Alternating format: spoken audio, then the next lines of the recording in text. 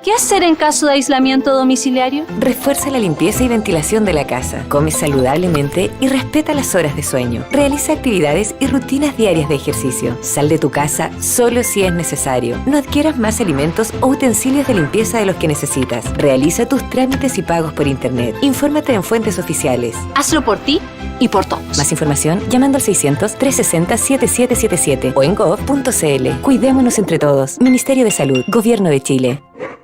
Semanario Local presenta Contingencias, un debate local con mirada nacional, con la conducción de Claudio Ojeda, una producción independiente de Semanario Local.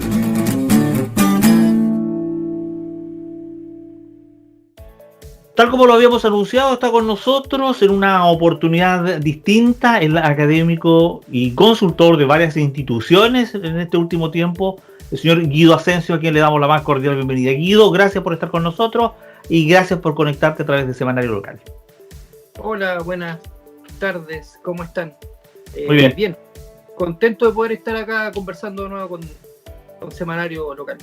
Proceso constituyente, se viene. Este domingo va a ser ya la decisión, se vamos a conocer los resultados de esta elección o este plebiscito que nos va a plantear una solución a un problema que se ha venido incrementando a lo largo del tiempo como una de las prioridades más importantes de la sociedad civil, como es un cambio de constitución, Guido. Sí, bueno, yo creo que es un momento histórico que viene a cristalizar obviamente demandas que son importantes, que pueden estar obviamente dentro de una nueva constitución. Van a haber personas que van a estar por el rechazo también, ¿cierto? Y en eso yo creo que es importante poder tener ese equilibrio en términos de qué es lo que se quiere para Chile. Yo creo que genuinamente desde los dos lados quieren algo distinto a lo que hay, y eso es lo importante, que entre los dos lados un poco hablan de que debe haber un cambio, y eso obviamente que es relevante para la discusión, ¿ya? Y esa discusión se debe dar ahora. Creo que existe un escenario complejo en términos de la pandemia y en términos de lo que ha pasado estos días de la conmemoración.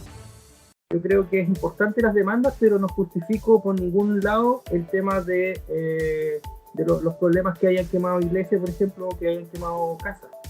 Y esto hay que tenerlo claro, creo que es importante. Algunos dicen no, pero es que hay que ser totalitaristas, y creo que desde los lugares donde uno puede opinar, siempre tiene que tener matices, y esos matices son los que hacen diferencia, ¿ya? Y en eso yo, como te digo, no transo de que alguien tenga que dañar a otro para conseguir algo.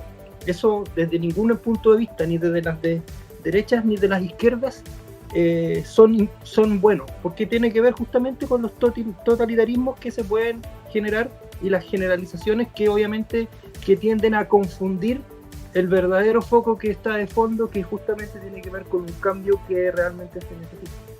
Pero estos grupos violentistas están al margen de la izquierda y de la derecha. Ellos son anárquicos, se denominan, están fuera de la ecuación. ¿Qué garantiza que una vez obtenido un resultado ellos queden bajo control social o autocontrol social? Yo creo que autocontrol va a ser muy difícil, obviamente. El autocontrol es una utopía que siempre se ha tenido en muchos gobiernos atrás.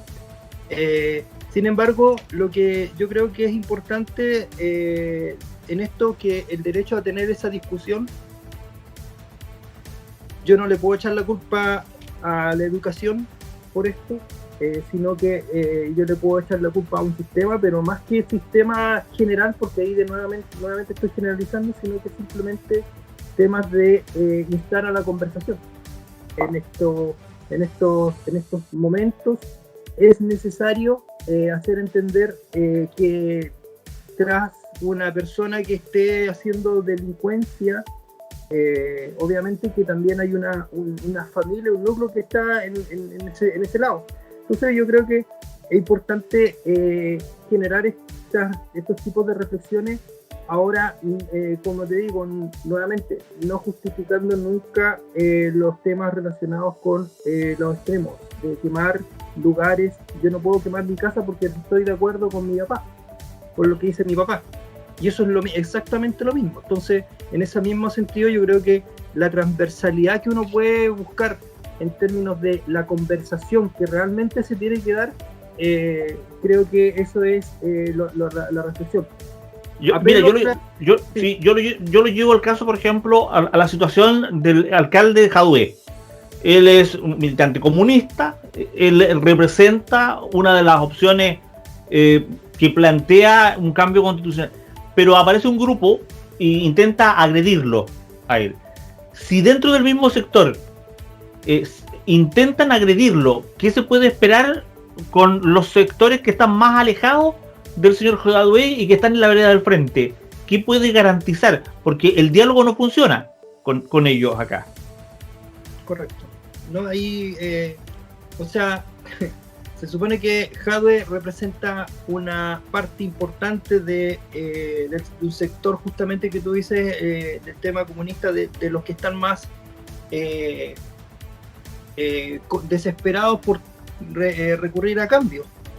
Uh-huh. Y esto coincido totalmente contigo de que no ayuda a nada, porque en realidad lo que están diciendo ahí que no sé, existen personas, ¿cierto?, que da lo mismo que coloquen como política pública, que instalen como constitución, que instalen como una decisión, si van a recurrir a lo mismo. Y ahí obviamente que tiene que haber un aspecto mucho más complejo que eso. Uno no puede ser tampoco liviano en decir esto es todo bueno, es todo malo. Ahí creo que hay que generar mayores elementos que sean mucho más representativos en cuanto a tener ordenada la casa. Me refiero, por ejemplo, a que se puedan generar instituciones que puedan tener una mayor garantía en términos, por ejemplo, de que puedan sacar, por ejemplo, a una persona de la cárcel, pero que pueda ir generando realmente transformaciones, porque lo que se ha visto hasta el momento se concibe de manera transversal en términos de que salen igual o peor de como entraron. Y eso no puede ser en un sistema de un país que tiende al desarrollo. Se supone que en esto la profundización de las políticas sociales deben ser mucho más efectivas, en el sentido de que las instituciones deben funcionar. Cuando se dice que las instituciones funcionan, no solamente deben funcionar en términos de los ciudadanos comunes y corrientes. De ahí cito un poco a Foucault en algún momento, un autor que me gusta mucho, porque él justamente coloca en entredicho los elementos de la sociedad cuando existen aspectos que son muy distintos a la normalidad.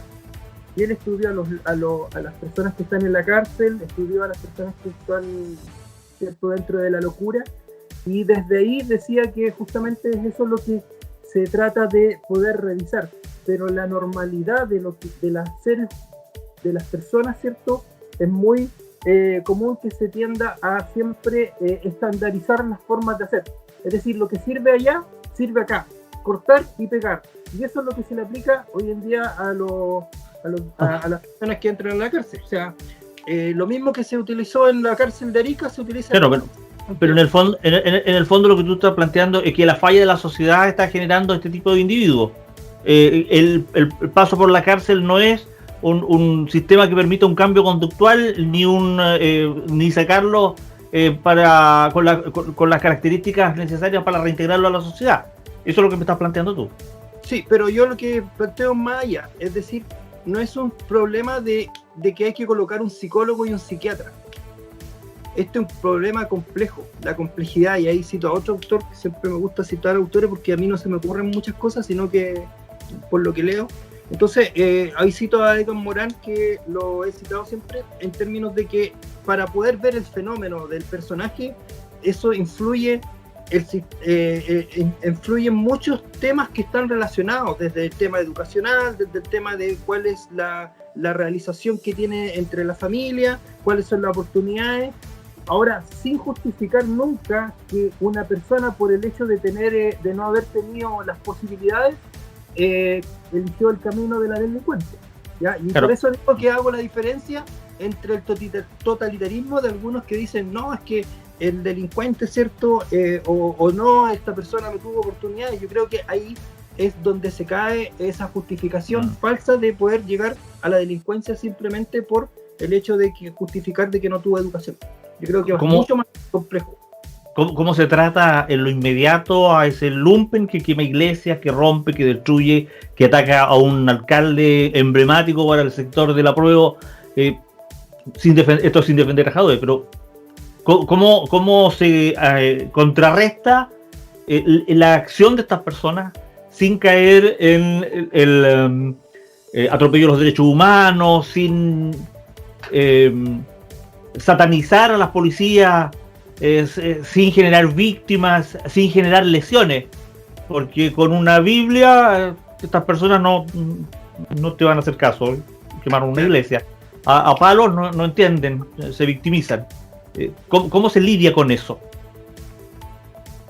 Bueno, yo creo que eso es consecuencia obviamente de muchos otros elementos, pero como te digo, ¿cómo se conversa? Yo conversar hace poco rato atrás con una periodista que es de Santiago y ella estaba viendo el tema y le preguntaba a los jóvenes justamente, los que estaban en estos quemando iglesias y todo eso, ¿cierto? Y llegaba y ella lo que quería era hacer su trabajo de reportaje y le preguntaba, ya, te paso la moneda, ¿qué haces con la moneda? No sé, llegaría, le buscaría plata a Luxi, porque ese es como el típico argumento, claro. Pero no tenían nada concreto. ¿Por qué? Porque justamente muchas de esas personas y de esos jóvenes, lamentablemente, que están metidos en ese círculo, no necesariamente tienen ni siquiera ideología. Y eso es lo más grave, porque ellos actúan simplemente porque alguien los llamó por Facebook o por algún medio de comunicación para salir a romper y a atacar lo que han atacado. ¿Ya? ¿Y cómo? Esos son los equilibrios, yo digo los equilibrios por los dos lados. Y el caso de la política, ¿cierto? En términos del Ministerio del Interior, lo que ha hecho respecto al avance, ¿cierto? Ha sido muy poco el avance que ha demostrado también desde el punto de vista de formar a carabineros de manera un poco mucho más amplia. No puede ser que en una policía en un país tenga 6 meses de formación una persona que va a salir con una pistola a la calle. Y eso, en términos de equilibrio, es exactamente lo mismo de poder comparar, si nosotros queremos compararnos con países que van en vías de desarrollo. ¿Ya? Es decir, esos dos elementos hay que conjugarlos y equilibrarlos. Y ahí justamente está el elemento del tema de la educación, que te digo, políticas públicas, es decir, mucho. O sea, pero no hay solución en lo inmediato. Es un trabajo para los próximos 10 años. No, es complejo, es muy complejo. Y tal vez, y yo le encuentro mucha razón a muchas personas, ¿cierto?, que dicen que una constitución no va a cambiar esto. Entiendo que yo soy de un lado que muy conocido por mi escrito, ¿cierto? Pero yo creo que un texto va a cambiar algunos aspectos, va a enhebrar algunos elementos que van a ser necesarios, por ejemplo, con los temas de los derechos, pero los cambios no son inmediatos, los cambios son de manera muy paulatina. Yo te encuentro toda la razón. Porque a mí ¿qué artículo de la Constitución va a hacer que un grupo de personas de la Barra Blanca y otro grupo de la Universidad de Chile se agarren en un tema constitucional o en un tema por demandas sociales a palos por levantar una bandera azul o blanca? No lo regula la Constitución, ni lo va a regular la educación, ese tipo de fanatismo. Sí, totalmente de acuerdo ahí. O sea, de todo. No, la Constitución es una carta de navegación, es una forma, digamos, un cuadro donde yo no me tengo que salir, pero ese cuadro de repente termina siendo amplio y en realidad no resuelve temas tan específicos que es tan complejos.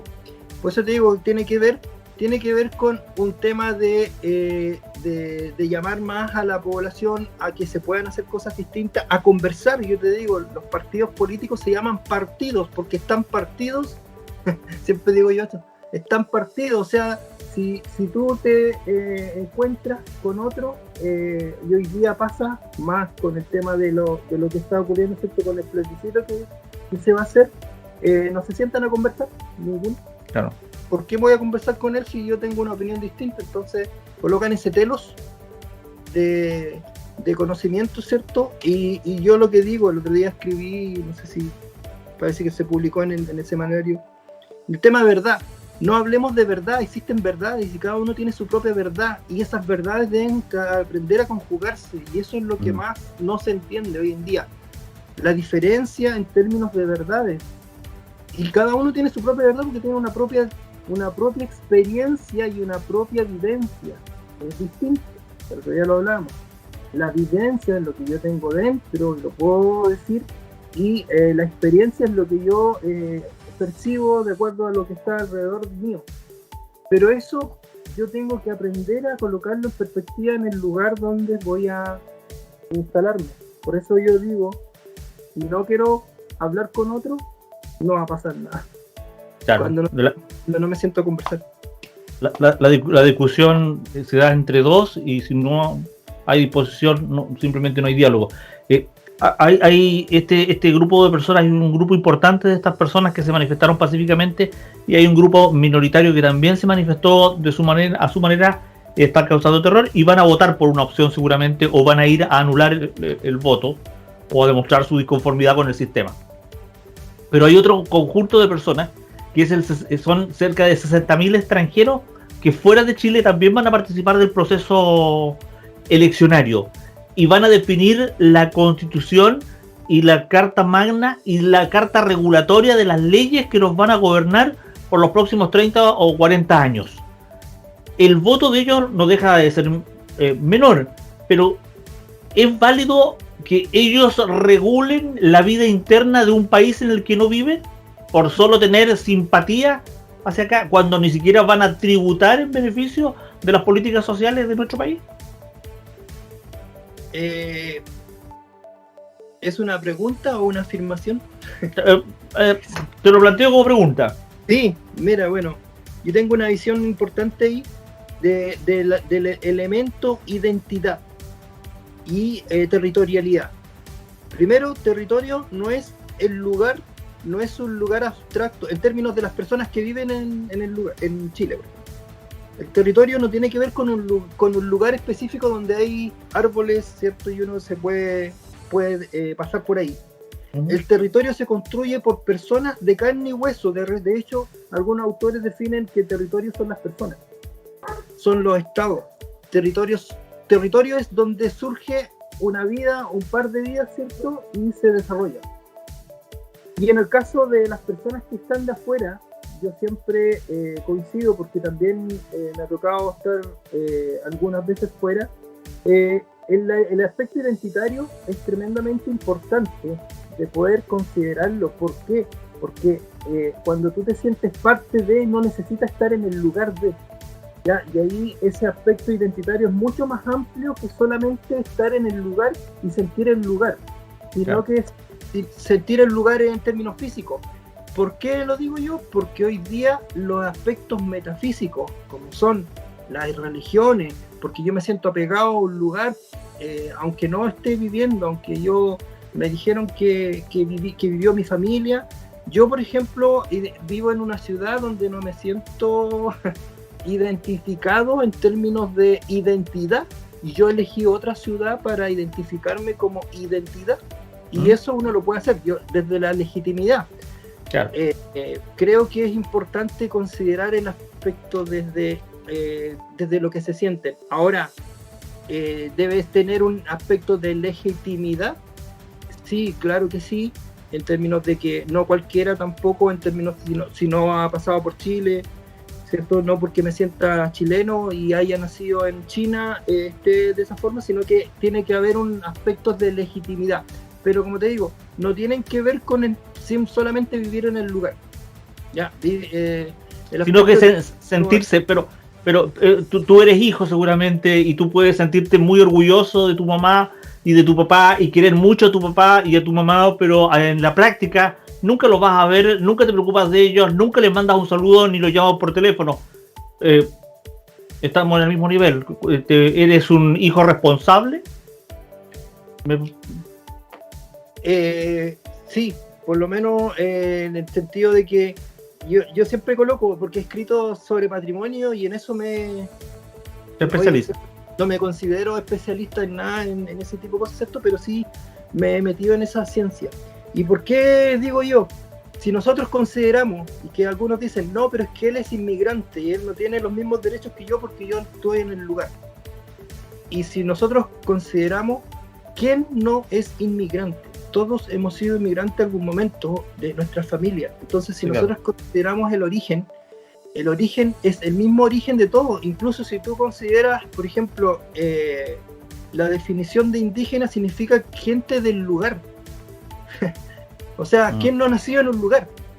Nadie nació, ¿cierto?, volando ni en ningún... Entonces, ese tipo de conceptualizaciones muchas veces nacionalistas, por ejemplo, son los problemas que muchas veces dividen. O sea, el Estado-Nación es lo que divide muchas veces el territorio. Hablamos de mapuche y los mapuches son argentinos y chilenos y da lo mismo la bandera que tengan porque es el territorio completo y Marritorio y Río Torrio y Lago Torrio, como dicen. Pero se refiere a eso. Las banderas son importantes en términos de las formas y de cómo comportarse en el lugar, ¿cierto? Y adquirir cierto tipo de leyes que son obviamente importantes de considerar, pero cuando hablamos de identidad tiene que ver con mucho más, es mucho más que solamente un país, sino que tiene que ver con formas de sentir en el lugar. En ese sentido, lo que tú estás planteando, entonces, que estos territorios que son los que finalmente le dan la identidad a los pueblos, puede generar también situaciones de conflicto entre pueblos que viven o comparten un territorio geográfico. No necesariamente conflicto, sino que simplemente sentirse territorial en el sentido de, por ejemplo, y si tú te refieres al conflicto de que se llama conflicto mapuche, yo le llamaría tema mapuche, porque la palabra conflicto te divide inmediatamente, te dice, ya, hablemos, y nosotros vemos los diarios, el conflicto mapuche en la 9ª región es conflicto. Y es porque estamos colocando un telos nuevamente de separación, donde dicen, acá están los buenos y acá están los malos, y acá están los malos y acá están los buenos. Pero no, tenemos matices, y eso es lo importante, lo que yo te digo. Cuando uno empieza a conversar sobre los aspectos identitarios, lo que significa es que tenemos colores distintos, y eso hay que respetar ese color, ese color distinto es lo que hace la diferencia. Es que en la práctica lo que tú estás planteando es parte del sentido común y que hay sectores de la sociedad que están dispuestos a formar parte de ese esquema. Pero no es posible conversar con sectores que no te dan la otra oportunidad que no sea la guerra, el asalto, el golpe, el ataque justificado, los atropellos que han sufrido durante décadas. O sea, nada justifica ningún tipo de violencia. Nada, ni siquiera el hecho de que tú me violentaste primero, entonces ahora me toca a mí.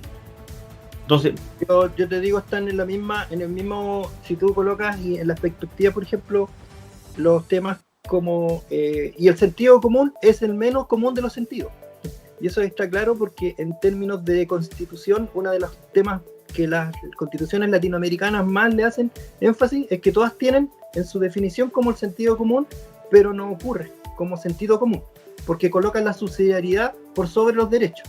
Ese es un tema. Pero respecto, por ejemplo, y ahí coincido contigo en ese sentido, ¿cierto? De que, por ejemplo, hayan matado a una familia como los Lusinger Mackay, ¿cierto? Lo que pasó con eso, ¿cierto? Yo condeno exactamente de ese mismo lado, como condeno la otra parte, ¿cierto? De que maten a mapuches, a niños mapuches, que los maten y que los vayan a amedrentar entre medio de la revuelta, entre comillas. Entonces, en ese mismo sentido, yo creo que justamente si hay personas que no están dispuestas a conversar por el uno u otro lado, ¿cierto? Eso es lo que ocurre. Pero cuando ocurre eso es la consecuencia de cuando no hay gente que no está dispuesta a conversar, muchas veces, y no lo justifico para nada, simplemente es la consecuencia de todo un proceso mucho más complejo que viene de años. Y eso, por eso le digo, es una consecuencia de cosas que han sido, digamos, que se ha roto la confianza. Cuando se rompe la confianza entre bandos A y B, porque el otro siempre está buscando, o uno está buscando encontrar al otro y llegar primero, pero el sentido de colaboración no está, desde mi punto de vista, porque siempre se ha dicho, aquí está lo bueno, aquí está lo malo, y están con lo que se le denomina el darwinismo social, donde están algunos que ganan y otros que pierden, pero nunca dos ganan de la misma forma o dos llegan a la misma meta, porque tiene que uno anular al otro para llegar. Eso es el juego de la dialéctica permanente. Ese darwinismo social es lo que deja lo que en chileno se conoce como sangre en el ojo, po. Sí. Los sangrones, decían los mexicanos. Los sangrones. ¿Quiénes van a ser finalmente los que van a tener una participación, o quiénes debieran ser los que tengan una participación en el proceso constituyente? Yo doy por hecho de que el apruebo va a obtener un triunfo. He visto mucha gente de la derecha planteando la posibilidad de convertirse en constituyente o les gustaría aspirar a ser constituyente. Por lo tanto, habla de que va a haber aquí una posibilidad más cierta de que gane la opción apruebo. Frente a ese eventual, ¿quiénes son los constitucionalistas? ¿Cuál es el perfil del constitucionalista? ¿Entra la señora Juanita de Ricardo Lago, la que tenía el jarrón? ¿Entra al proceso constitucional a opinar, a debatir? ¿Entran los académicos como Guido Asensio? ¿Entran los Claudio Ojeda? ¿Entran los bomberos? ¿Cuál es el perfil del constitucionalista? Yo creo que justamente una de las condiciones es no colocar condiciones desde el punto de vista sociológico. Algunos dicen, y bueno, yo he visto en las en las propagandas, dicen, no, pero es que si no son abogados, si no son constitucionalistas, oye, los abogados son personajes igual que cualquier otra persona. Y a mí me ha tocado hacer clases a muchos abogados y hay de todo, ¿cierto? Pero no, son parte más. Ellos interpretan, ¿cierto?, las leyes, pero no es. ¿Por qué tienen que ser? ¿Por qué es importante que haya una diversidad lo más amplia posible? Porque justamente lo que recoge una constitución son las variedades de las personas, las variedades de las necesidades que tienen las personas. Entonces yo creo que mientras más amplio, mucho mejor. Ahora yo, y dejo bien claro en esta entrevista tal vez, ¿cierto?, es de que se dejó fuera la opción mucho más importante que había sobre la mesa en términos de participación. Porque en este momento lo que se estaba liando es la representatividad. Uh-huh. Desde el punto de vista mixto o desde el punto de vista constituyente, pero siempre va a ser una representatividad. Y se dejó de lado la participación. Es decir, la Asamblea Constituyente era la única forma de poder hacer representación desde el punto de vista ciudadano y desde el punto de vista de las organizaciones de base. Ahora, eso es y obviamente lo que hay es algo y es un avance también tremendo y uno no puede desconocer. Porque finalmente todos los que participan, Guido, en el espectro político, tanto de la izquierda a la derecha, desde Jadwe a José Antonio Kast, ellos consideran que las democracias deben ser tuteladas, deben ser cuidadas por aquellos que hoy día ocupan cargos dentro de la política nacional. La Asamblea Constituyente era un mecanismo absolutamente alternativo y participativo. Nos van a entregar como producto final una constitución que va a tener un referéndum de salida con un apruebo o un rechazo, a rajatabla, sin términos medios, sin artículo por artículo, confiando en esta representatividad y no en una participación ciudadana. Entonces tenemos una constitución que va a generar un conflicto a 10 o 12 años más. Sí, pero lo importante es aprender a vivir del conflicto, los conflictos, o aprender a vivir del problema. Y el problema no mirarlo como algo que hay que alejarse, sino que la permanencia. De hecho, hay mecanismos de resolución de conflictos, hay magíster en resolución de conflictos, ¿cierto? Hay mucha literatura al respecto y creo que eso es importante. Lo complejo sería que no haya conflicto, porque ahí pasa algo. Cuando no hay conflicto es porque pasa algo que es muy complejo, y es lo que pasó con esto del estallido social. O sea, oye, que mucho tiempo no hubo conflicto no significaba de que estaba todo bien. En algún momento esta olla estalló, ¿cierto? Con los aspectos legítimamente que se han estado tratando, dejando, como estábamos en principio, dejando de lado todo lo condenable respecto a los temas de la social. Ahora, ¿quién agenda qué es lo prioritario y lo primordial o lo más importante dentro de los conflictos sociales? Hasta el momento, al parecer, la batuta la lleva ese 3% del padrón electoral que representa a los partidos políticos, o que son representados por los partidos políticos. En una democracia real, el 97% queda afuera y el 3% es el que está decidiendo y planteándonos los mecanismos y las formas. ¿Valida eso los procesos democráticos? Yo creo que no. Obviamente un 3% no es una representación de nada, pero yo creo que lamentablemente en esta pasada, y como ha pasado en los últimos tiempos, la organización social desde la sociedad que tanto se reclama ha estado al debe en términos de lo que quería, muy dispersa, o sea, por todos lados, banderas, bonitos, de todos lados, pero a la hora de poder tomar algo para poder tomar decisiones, nuevamente se fueron a los políticos y se dejaron estar con los políticos. ¿Y quiénes decidieron? Hoy en día, ¿quiénes van a decidir?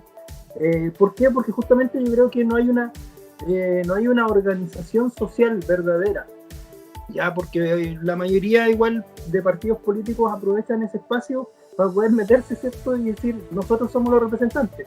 Y eso, el tema de que Jadwe fue, ¿cierto?, a la estatua esta, para quedar, ¿no es cierto?, es una anécdota, y lo que está confirmando es eso, simplemente.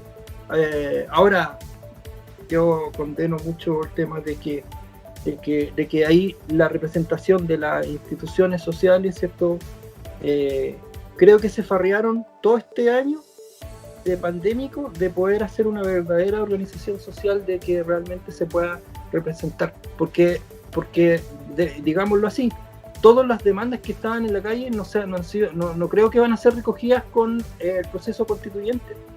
Absolutamente. ¿Cierto? Entonces, yo lo que digo es, de aquí tiene que haber una mayor organización en términos sociales.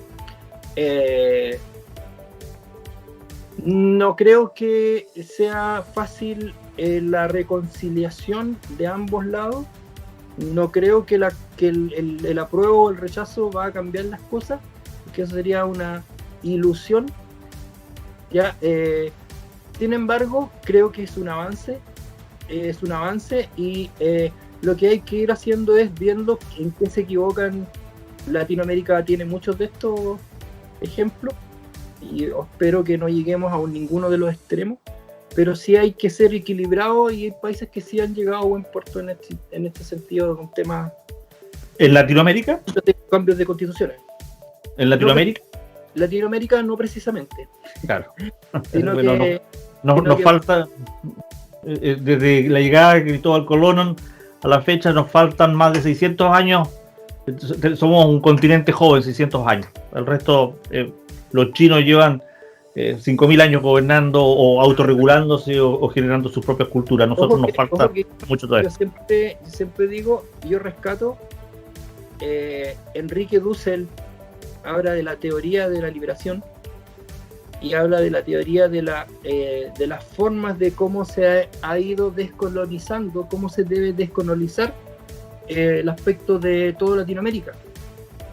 ¿Ya? Yo no lo justifico en términos de que él ha justificado a gente de extrema izquierda en algunos lugares, pero su teoría la sigo mucho en términos de interpretar, y en ese sentido, ¿cierto?, creo que lo importante que rescata él es de que tenemos una historia propia y que no tenemos por qué copiarlos a los europeos, por ejemplo, porque el eurocentrismo que nos enseñan en la escuela es lo que nos lleva muchas veces a poder tener esos errores de comparación. nosotros tenemos una tremenda riqueza en los pueblos indígenas, que los pueblos indígenas vienen desde el Asia, desde la última, los últimos investigación que se está haciendo justamente tiene que ver con que los rasgos indígenas vienen de los rasgos también asiáticos. Y creo que eso es lo importante, dejando de lado todo el tema de los aspectos que separan, es lo más rico que tenemos en términos de cultura. Vuelvo, gente indígena es la gente más noble en términos de personas, y eso yo creo que es rescatarlo y revalorar. Y lo otro, que existe delincuencia, y eso no hay una evidencia empírica en todos lados, ¿cierto? En todos los lugares, pero la nobleza de las personas, que lo que es importante hay que rescatarlo, y en todos lados. Hay un noble alemán, como hay un noble indígena, y como hay un noble francés, como hay un noble de todo. A mí me tocó australiano, en las tribus de todos tipos. Eso es así. El problema es cómo controlar a los que actúan al margen de esa nobleza. Cómo marginar a aquellos que hoy día se toman el protagonismo, porque esta movilización del día de ayer pasó a segundo plano después de los hechos de violencia. Y no se trata, fíjate, de que haya sido una iglesia la que se quemó, sino que también se puede considerar desde el punto de vista cultural. Napoleón, los soldados de Napoleón hacían tiro al blanco con las pirámides, la efigie de Giza, o las pirámides de Giza. Era una barbarie cultural. Quemar iglesias, quemar monumentos, destruir monumentos también es una barbarie cultural, y eso es mucho más dañino que lo simbólico. Totalmente condenable esos términos, porque o sea, yo me he ido por el lado de las ciencias sociales un poco, y hoy en día, en términos de lo que he publicado, y comprendo completamente eso. O sea, el hecho de destruir su propia casa por el hecho de estar enojado con su padre es inconcebible, y es lo que dices tú, barbarie, ¿ya? Y eso obviamente que es condenable. En Inglaterra la policía, hay una especie de policía que era parte de las caricaturas, que era el Bobby. El Bobby era el policía que usa el gorrito alto y levantado, y cuya única herramienta era un silbato y una porra, un palo. Entonces ellos todo lo hacían sin armamento, enfrentaban a la delincuencia con un silbato y un palo. Pero cuando la situación sale de control, ellos llaman a los grupos especiales, que son el MI5 y otros, donde ahí ya no hay diálogo, ahí no hay opción de diálogo, ellos vienen con bala pasada. En Chile nosotros hoy día tenemos una policía que no tiene ni la pasividad del Bobby, ni la autorización para usar el arma, por lo tanto, hoy día se necesita fortalecer a nuestras policías, pero de manera transversal, hacer un rayado de cancha en lo inmediato, porque no podemos esperar sacar 4 años de pedagogía para que salga como licenciado en técnicas policiales, sino tiene que ser inmediato. Hoy día la policía de investigaciones tiene un actuar impecable, son todos profesionales. No podemos no tenemos los suficientes detectives como para salir a controlar manifestaciones. La manifestación tiene que controlarse desde el repudio generalizado, los actos de violencia al menos. Es mi opinión. Sí, yo creo que equilibrio, como te digo nuevamente. No todos los policías son los que empujan a un joven para que un joven que también ¿cierto? Era bien cuestionable lo que está haciendo, ¿cierto? Pero no todos los policías hacen eso, así como no todos porque los policías nos cuidan, y esa es la esencia de lo que nos hacen los policías, ¿ya? Y eso claro. Como te digo, ¿ya? Pero hay que entrar en el tema. Cuidan, ¿cierto? Entonces eso es equilibrio, y te digo, no todos son de la misma forma. Cuando uno generaliza es lo principal problema, porque dicen, es que todos los policías son así. No, todos no son así. Yo tengo un policía que vive al lado de mi casa, y es un señor que es respetable y me ha cuidado hasta mi casa, entonces no puedo generalizar. Pero lo mismo en términos del tema de las personas que van a la manifestación normal. Ayer se veían marchas normales, personas que estaban con su cosa, ¿cierto? Y después se desbandó todo y quedó todo, pero la noticia que quedó fue lo negativo, porque eso fue lo que provocaron. Entonces, sí. Estos temas son los complejos, como te digo. Ahora, y eso está comprobado en términos empíricos, los lugares donde hay más justicia social, esos son los lugares donde hay también menos delincuencia y menos aspectos de que son condenables. Entonces, como te digo, tienen que pasar más o menos unos 10 años o 20 años, una generación, para que puedan cambiar este tipo de cosas. Lamentablemente es así, pero esa es la evidencia. ¿Ya? Así es. Guido, se nos terminó el tiempo y yo quiero darte las gracias por haber estado con nosotros. Me gustaría que hagas una reflexión final con respecto a lo que se viene en este proceso eleccionario de este domingo. Mira, yo realmente invito a votar a las personas que puedan votar y no voy a ser irresponsable en decir personas que no puedan votar y que puedan estar expuestas, por ejemplo, al elemento del coronavirus. Y lo digo pensando en términos de las personas que son adultos mayores, por ejemplo. Yo no obligaría a mi papá ni siquiera porque tenga una bandera por un partido político y que vote por mí y que si su voto va a cambiar, yo prefiero la vida de mi ser querido en ese sentido. Y así lo haría con cualquier persona. Por lo tanto, la persona que pueda, ojalá que vaya, ¿cierto? Pero que tenga los resguardos posibles, pero no obligaría a nadie que no quisiera ni que estuviera expuesto que sea alguien de mi círculo cercano. Así de simple. Perfecto. Muchas gracias, Guido, por haber estado con nosotros. Esperaremos estar en contacto la próxima semana para conversar de lo que fue este proceso eleccionario del día domingo 25.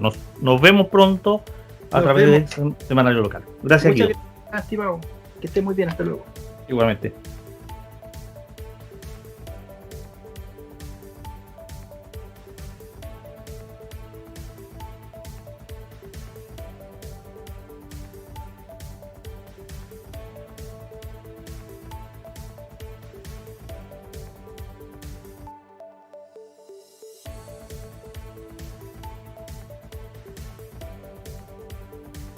Semanario Local presentó Contingencias, un debate local con mirada nacional, con la conducción de Claudio Ojeda, una producción independiente de Semanario Local.